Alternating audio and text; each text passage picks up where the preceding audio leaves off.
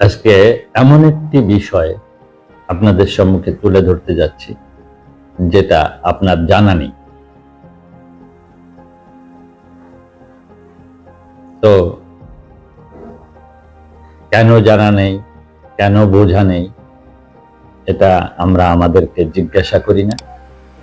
তো সাথে থাকুন, জেনে নিন। নীরব যুদ্ধ, যেখানে বোমা পড়ে না, তবু দেশ ভেঙে যায়। যুদ্ধের ঘোষণা নেই, তবু রক্তক্ষরণ থামে না। আপনি কি বুঝতে পারছেন? আপনি ইতিমধ্যেই যুদ্ধক্ষেত্রে। একসময় যুদ্ধ মানে ছিল ট্যাঙ্কের গর্জন, আকাশে জেটের ছায়া, সীমান্তে সৈন্য। আজ সেই দৃশ্যপট বদলে গেছে।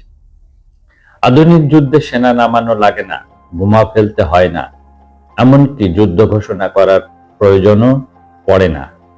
তবু দেশ ধ্বংস হয় চুপিসারে, পরিকল্পিতভাবে, দীর্ঘ সময় ধরে।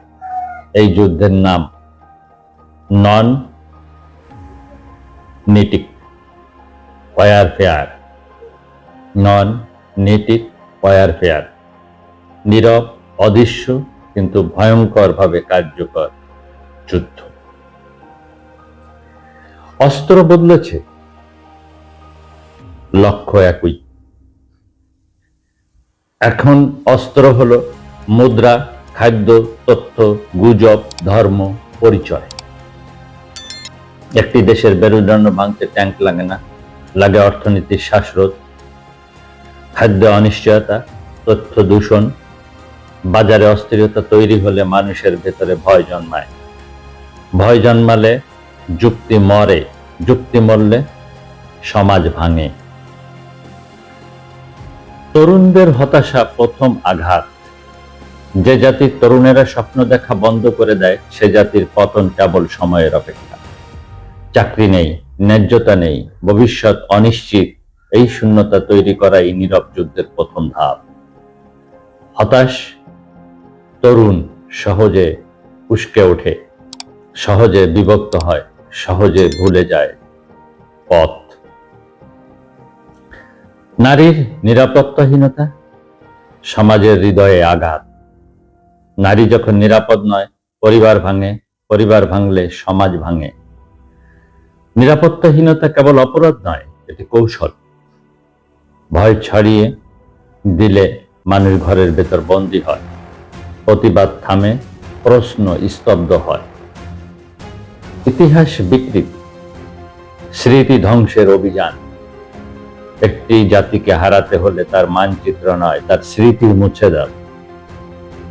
ইতিহাস বিকৃতি হলে পরিচয় ঝাপসা হয়, পরিচয় ঝাপসা হলে মানুষ আর জানে না সে কে, কোথা থেকে এসেছে, কোথায় যাবে। তখন সে যে কোনো গল্পে বিশ্বাস করে। আত্মবিশ্বাস ভাঙা, চূড়ান্ত বিজয়। সবচেয়ে ভয়ঙ্কর অস্ত্র হলো আত্মবিশ্বাস ভাঙা। মানুষ যখন বিশ্বাস করে নেয় আমরা পারি না, তখন আর শত্রুর দরকার হয় না।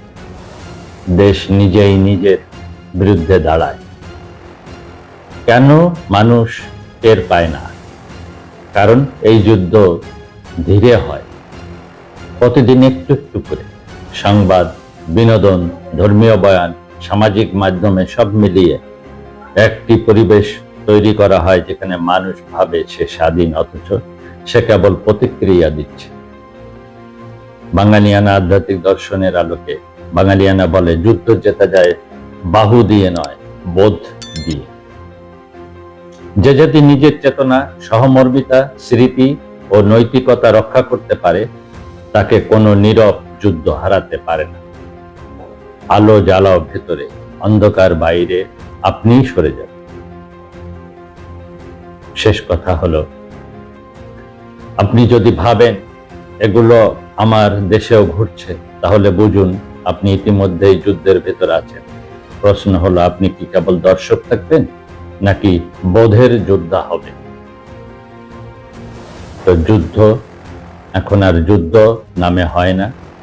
আধুনিক যুদ্ধে সেনা নামানো লাগে না, বোমা ফেলতে হয় না, ঘোষণা দিতে হয় না। মুদ্রা, খাদ্য, তথ্য, গুজব, ধর্ম, পরিচয় এগুলোই অস্ত্র। আর একটি দেশকে ধ্বংস করা যায় তার তরুণদের হতাশা করে, আর তার নারীদের নিরাপত্তাহীন করে, তার ইতিহাসকে বিকৃত করে, আর আত্মবিশ্বাস ভেঙে এটাকে নন নেটিং ওয়ারফেয়ার। এবং বেশিরভাগ মানুষ জানেই না তারা ইতিমধ্যে এই যুদ্ধে জড়িয়ে আছে। তো ধন্যবাদ দরদিরা, ভালো থাকবেন, সুস্থ থাকবেন, এবং আমার কথাগুলি ভালো লাগলে লাইক, শেয়ার, কমেন্টস করে এবং সাবস্ক্রাইব করে পাশে থাকবেন। পরবর্তীতে আরো আপডেট জানার জন্য আপনাদের সর্বাঙ্গীন মঙ্গল কামনায় রেখে আমি মনিরুল আজকে এখানেই শেষ করছি। মালিক ভরসা। জয় জয় মালিক।